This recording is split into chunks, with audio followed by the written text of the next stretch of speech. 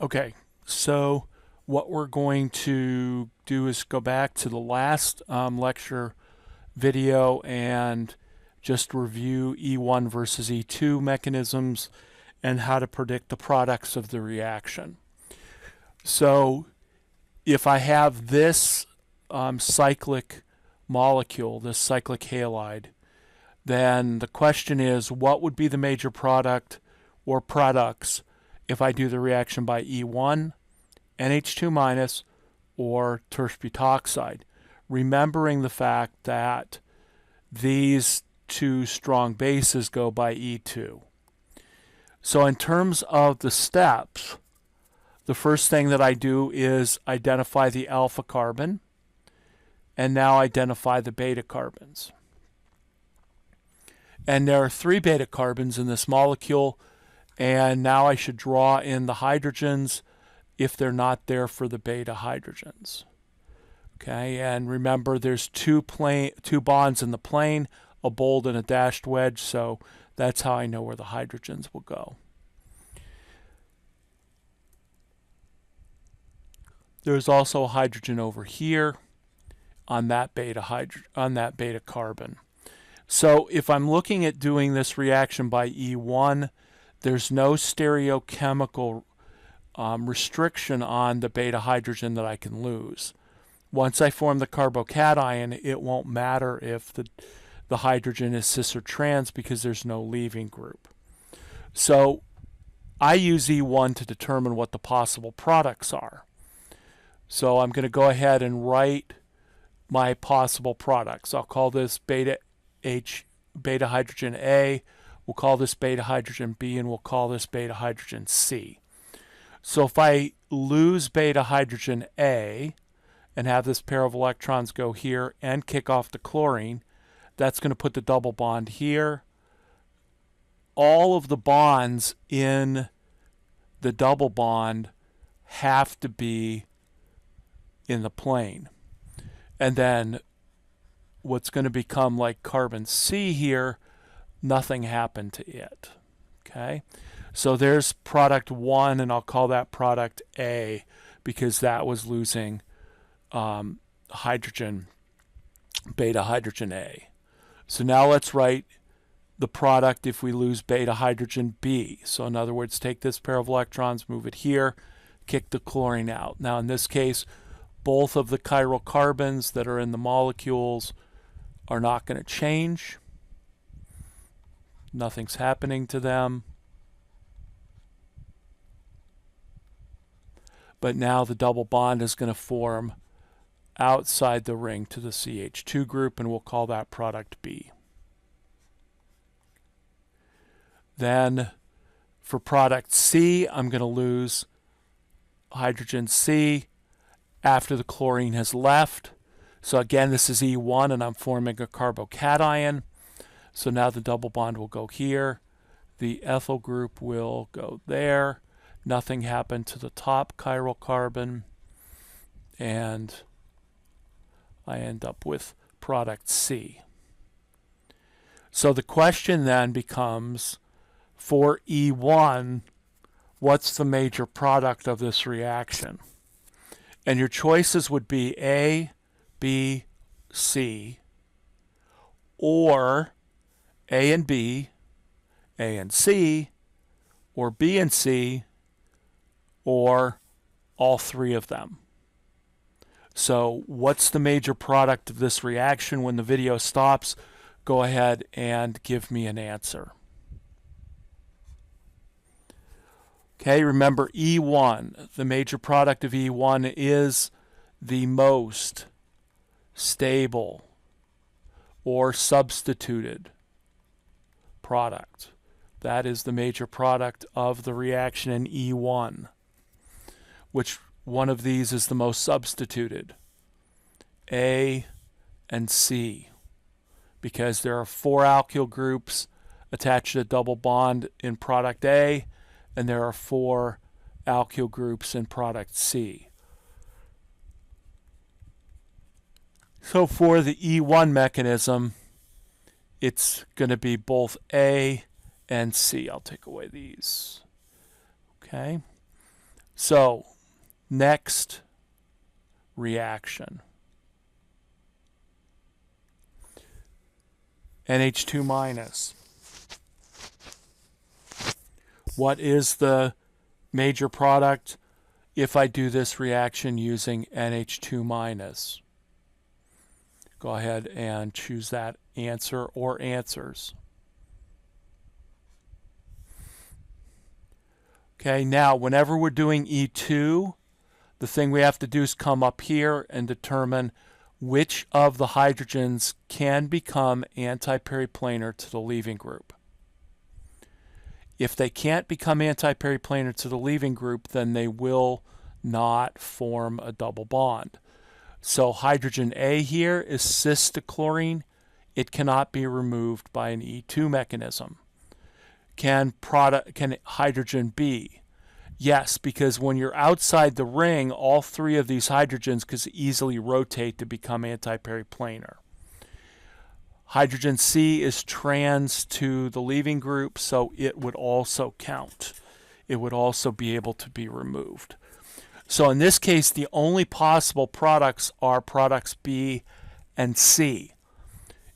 NH2 minus produces what type of E2 product? The one that is most substituted. And therefore, which one is that? That is product C. So in this case, product C would be the only major product of this reaction. B and C are both possible. Okay, so now let's do tertiary butoxide. So what are the major product? What is the major product? What are the major products for tertiary butoxide plus this alkene? Okay, if I'm looking at this, what do I see? Well, I did the same analysis as I do for NH2 minus. Can't remove hydrogen A because it's cis to the leaving group. Could certainly remove hydrogen B because it's outside the ring, it's primary. Could remove HC because it's trans to the leaving group. Now, looking at HB and looking at HC, what kinds of hydrogens are those? HB is a primary hydrogen. HC is a tertiary hydrogen. Which one is less sterically hindered? B. And so with tertiary butoxide, B would be the major product of the reaction. Notice again, product A can only be formed in an E1 because that hydrogen is cis to the leaving group, so it cannot undergo E2. Okay, so this is the kind of analysis that we need to do. Right? So I have one more here. And of course I have no leaving group, so we need to put the leaving group in. Let's go ahead and put that leaving group in there. Okay, same type of problem. E1, NH2 minus, tertiary butoxide. What are the major products? So the first thing we need to do is to draw the products. If you're overly ambitious, stop the video right now and go ahead and write the possible products of the reaction. Okay, if you did that, let's see if you're correct. So the first thing is, I've got a hydrogen here, I've got a hydrogen here, and I've got a hydrogen here. First step is alpha carbon, beta carbon, beta carbon, another beta carbon with the 3 beta hydrogens. We'll call this hydrogen, beta hydrogen A, beta hydrogens B and C. Okay, so in terms of forming the double bond, if I lose beta hydrogen A, I'm going to form that double bond in that position. So we'll call that product A. How about losing beta hydrogen B? You'll put the double bond outside the ring.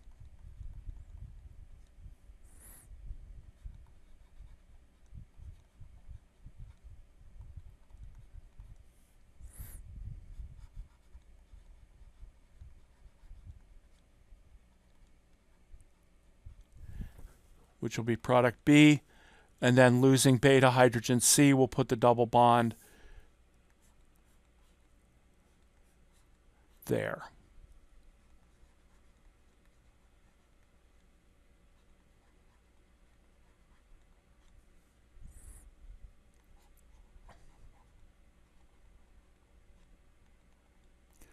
And there's product C. So for an E1 mechanism, what is or are the major products of this reaction? So go ahead and answer that when the video stops. Okay, E1, no restriction on the stereochemistry of beta hydrogens. So these are our three possible products. What does E1 produce? Again, the most substituted, most stable product. That's A and C. Product B only has 3 alkyl groups attached to a double bond because there's this hydrogen right here. NH2 minus, what would its major product or products be?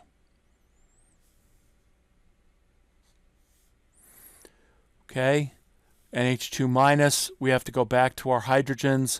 Which hydrogens can I remove? Can I remove hydrogen A in an E2 reaction?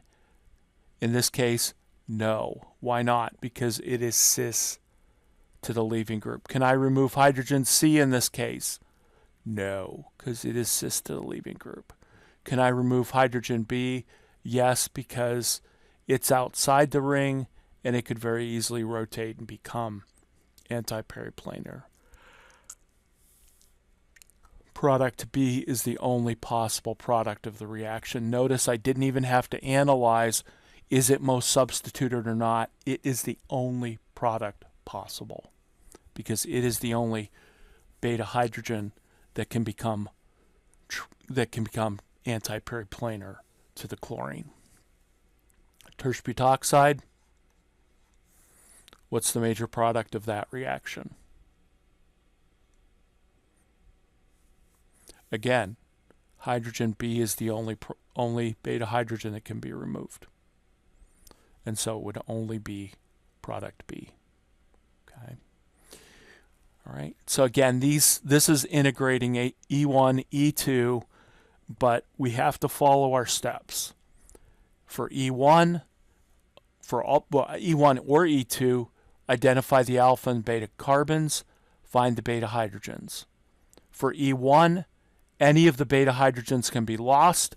That will give you the possible products. What's the major product?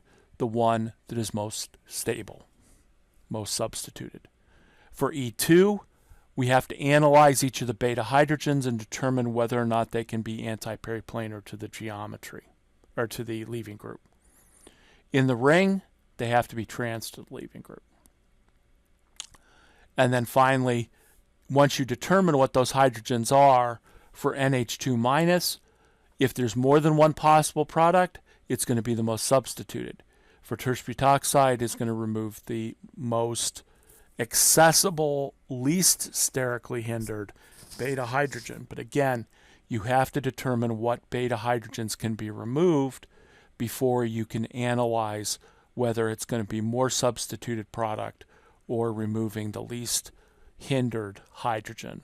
In this case illustrates the fact that there was only one choice, therefore that's the major product. Okay, so now that we know about SN1 and SN2 and E1 and E2 now, it's time that we modified our reaction table from before.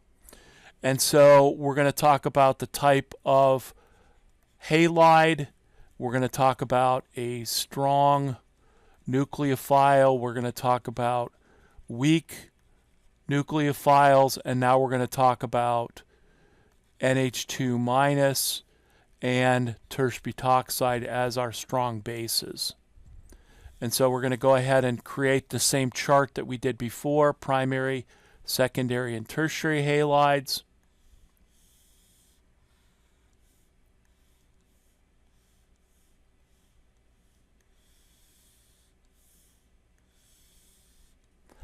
And What did we say before? We said primary halide plus a strong nucleophile was SN2. Primary plus a weak nucleophile is no reaction. Now with a base, what is it going to be? It's going to be E2. Come back to that in a moment. Secondary plus strong nucleophile, SN2. Secondary plus weak nucleophile, SN1, and some E1 product. Strong base, E2. Tertiary, SN1 plus E1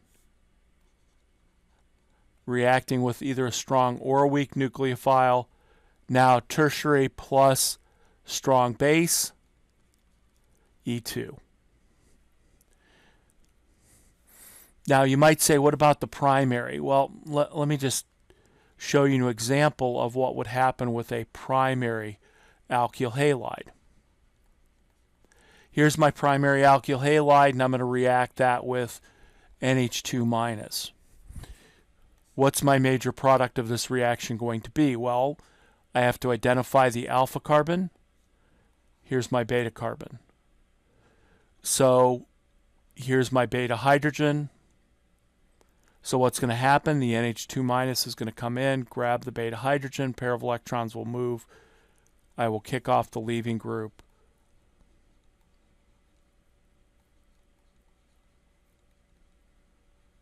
To form the alkene, and then I would get NH3.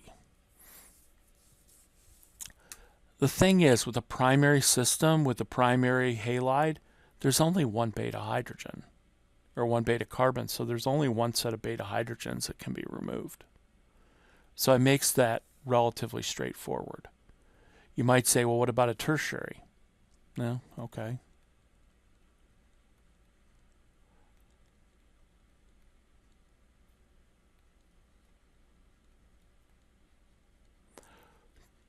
Tertiary butyl chloride plus, tertiary butoxide. What am I going to get? Tertiary butoxides, well, alpha carbon, beta carbon. There's 3 beta carbons that are identical. My O minus is now going to come in, grab a beta hydrogen. The pair of electrons will move this way, and the chlorine will get kicked off. And so in this case, what am I going to get?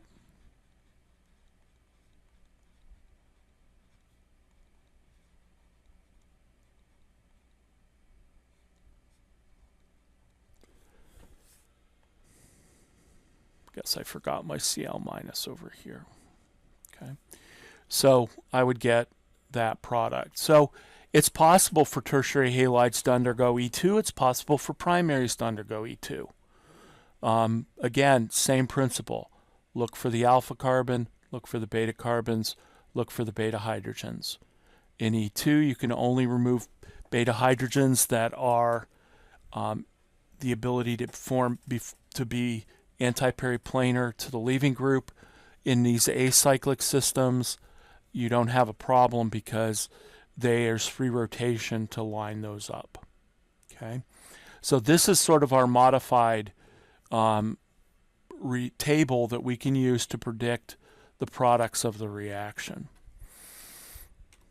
Now this is the table that the textbook uses, the Top Hat uses. And what I want to do is I want to reconcile our simplified table into something that's a little bit more complicated, because now they're going to go literally into the gray area. And if I've told this story before, when I first started teaching at Kansas State, which is in beautiful Manhattan, Kansas, in the dead center of the country, it was in 1993, 92, 93-ish, when they had the big flood. Saw one tornado. So it was an eventful year, but not as eventful as this year. We started, and one of the guys that was teaching the full, pre-med type chemistry, I taught mostly vet students and pre-vet students and dietitians and those kinds of students in the quote-unquote lower level organic. He was like, I don't believe anything we teach students about SN1 or SN2. And I said, well, that's because you're focusing more on the exceptions to the rules and the gray area than you are just starting out by making it fairly black and white and then making it a little bit more complicated. So up to this point, we've really been dealing with kind of a either or situation. We haven't gotten into the, well, what about these kinds of exceptions or these kinds of sort of minutial details? But now we're going to take a little bit, we're going to dip our toes into that right now. So let's just take a deep breath and see what we're going to do, see how we're going to handle that. So number one, there are bases other than tertiary butoxide and NH2 minus. And NH2 minus should not really go here. This should be more, let me erase that. That R2N minus is more of our LDA type molecule. NH2 minus should really come up here. So what they're classifying now is they're saying, okay, we could have a strong, small, unhindered base, and we could also have a strong, sterically hindered base. And what they've done now is they've put hydroxide and alkoxide in that strong, unhindered category. Now, what kinds of alkoxides are we talking about here? Well, we're talking about small ones like methoxide and ethoxide. And so let's bring those in. Are they strong bases? Yes. Are they strong nucleophiles? Yes. So this is the problem. This we started with, that is not a nucleophile. It's only a base. But now these guys, what are they? They are both bases and nucleophiles. So now we have to deal with those two issues. How are they going to react, as a base or a nucleophile? Well, let's go on and take a look and see whether or not we're going to have E1, whether we're going to have E2 or SN2 in this case. So what type of nucleophile are they? They're good nucleophiles. Why? Because they're strong bases that are unhindered. So methyl. Now let's add a methyl in here. What does methyl mean? Methyl means something like methyl chloride. Methyl isn't primary. It's methyl because there's no other carbons attached to it. So it is very unhindered. It's not sterically hindered at all. And so it's very susceptible to SN2 by anything. That includes unhindered strong bases and sterically hindered strong bases. Because making a sterically hindered strong base now doesn't mean anything when the nucleophile has no hindrance whatsoever. So methyls will react with all of these nucleophiles, including this new class, this class right here, which includes all of our Cl, they forgot Cl minus here, all of our nucleophiles here that we had previously categorized as good, they're still good. They're just now not very basic. And so they'll only do SN. They'll only do substitution. So methyls will do SN2 reactions, one steps, with strong bases, both hindered and unhindered, as well as good nucleophiles that are our standard run-of-the-mill halides, and also CN triple minus. one of the ones that we did last week, this would be also in there. So methyls will react in SN2s all the way.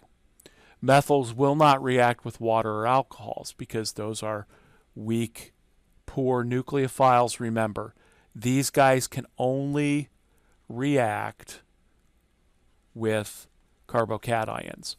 A methyl carbocation is beyond bad, drawing that structure. Although we might do that in second semester lab during mass spectrometry. Anyway, so methyls only undergo SN2s and they don't react with weak nucleophiles because they can't form stable carbocations. Now, just to see type of nucleophile, a sterically hindered strong base is a poor nucleophile. Why? We made it a poor nucleophile by making it sterically hindered. So far, this isn't a lot of gray area here. So methyl isn't a big deal. Now, when we get to primaries, secondaries, and tertiaries, how are we going to look at this? Well, okay. So when you have a primary halide, what did we say? We said a primary halide plus all of these things that we considered to be strong or good nucleophiles all went SN2. What they're saying now is, well, it might undergo some E2. You know what? Forget about that. SN2 is our major product. What about sterically hindered strong bases? Sterically hindered strong bases, we said, were E2 all the way across the board, and they still are. So whether primary, secondary, or tertiary, they're going to be E2. Can they undergo with a primary halide some SN2? No. We're going to discount that. Let's work our way back up. Primary plus these kinds of nucleophiles. Now the problem is these are strong, good nucleophiles, but they're unhindered. So what's going to be their major reaction? SN2. For a primary halide plus even an alkoxide, which is what a deprotonated alcohol is called an alkoxide. If I didn't mention that, that's why this is tertiary butyl oxide, tertiary-butoxide. So with alkoxides and hydroxides, they're going to give SN2 as their major product. We're going to discount E2 in this case. So far, there's not really a big change here. Weak nucleophiles with a primary halide, no reaction. Why not? Say it with me. Can't. They have to react with a carbocation. Primaries can't form carbocations. All right. Let's go to tertiaries. So tertiary plus a strong base. Regardless of the type of strong base, a tertiary now undergoes E2 when it reacts with a strong base, whether it's sterically hindered or not. It's going to undergo E2. That'll become clearer next semester when we start doing some of those reactions. Actually, it'll become clearer at the end of this semester and then into next semester. So tertiary halides with any kind of strong base will undergo E2. Okay. Now, tertiary plus are standard good nucleophiles, but they're not particularly basic. You're going to get SN1 and E1, which is exactly what we said in our last table. And tertiary plus weak nucleophiles, SN1 and E1. Remember, why SN1 and E1? Because they share the same first step. Okay, so tertiaries aren't that big of a deal. The biggest gray area, the most exceptions that you can get are secondaries. Because secondaries are they're in between. They can go either way, and some of these can go either way in terms of being a nucleophile or a base. So, A secondary plus something that's a strong base is going to give a major product of E2. I probably would classify a secondary halide plus hydroxide at room temperature as giving me mostly SN2 product. But it would be an interesting reaction to try to see if we could, to see if which one actually occurs. So I think hydroxide I would well, that's going to be a gray area that I'm going to try and probably ignore at this point. But strong bases and secondaries are probably going to produce E2 as their major product. Because remember, most of the strong nucleophiles we were talking about were down here in this classification. So now now let's go to a secondary plus something that's a sterically hindered strong base, automatically know it's E2. Now, how about a secondary plus something that's a good nucleophile, but it's a weak base? Well, now we're going to get SN2 as our major product. And we're probably going to ignore any E2 product that we would see. And then secondary plus a weak nucleophile. Again, weak nucleophiles can only react with carbocations. So it's going to go SN1E1.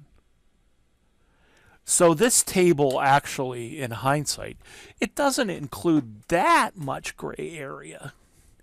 But hopefully it makes a little bit more sense now that we've sort of talked about the clear-cut examples, and now we're kind of adding in, okay, what about bases?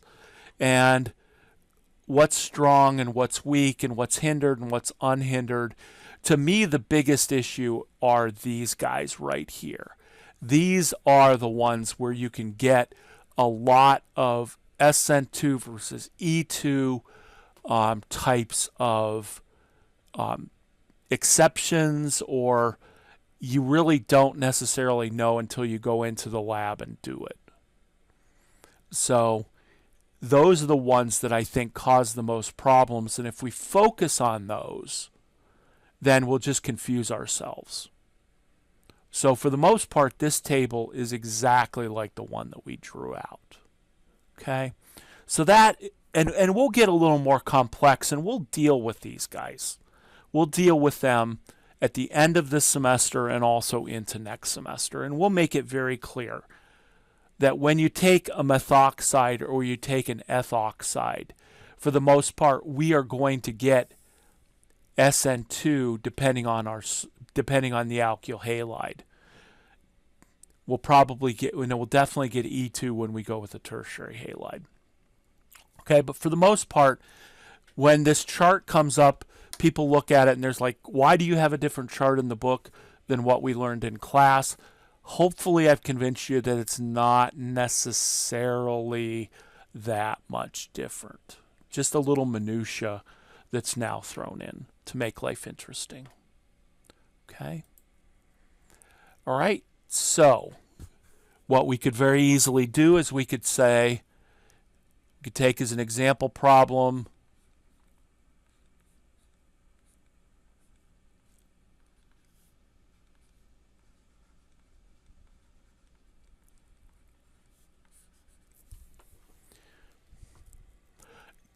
first, given that table that we just sort of modified within the textbook, what mechanism would you expect to see the major product, the major mechanism, the major product of this reaction?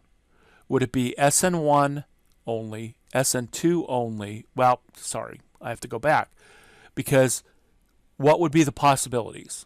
SN2, E2, or SN1 and E1, because SN1 always comes with E1. So what would be the major mechanism that you would expect for this reaction? Go ahead and answer that when the video stops. Okay, If you were totally like, how do you do that? Okay, what type of halide is this? If you said tertiary, you are correct. Tertiary plus this alkoxide, which is a strong base. What mechanism would we expect? We would expect definitely E2. So now that we've figured out the mechanism, what would be the major product? Well, now we've got to do an E2 reaction. So we come over here and we go alpha, beta, beta, beta.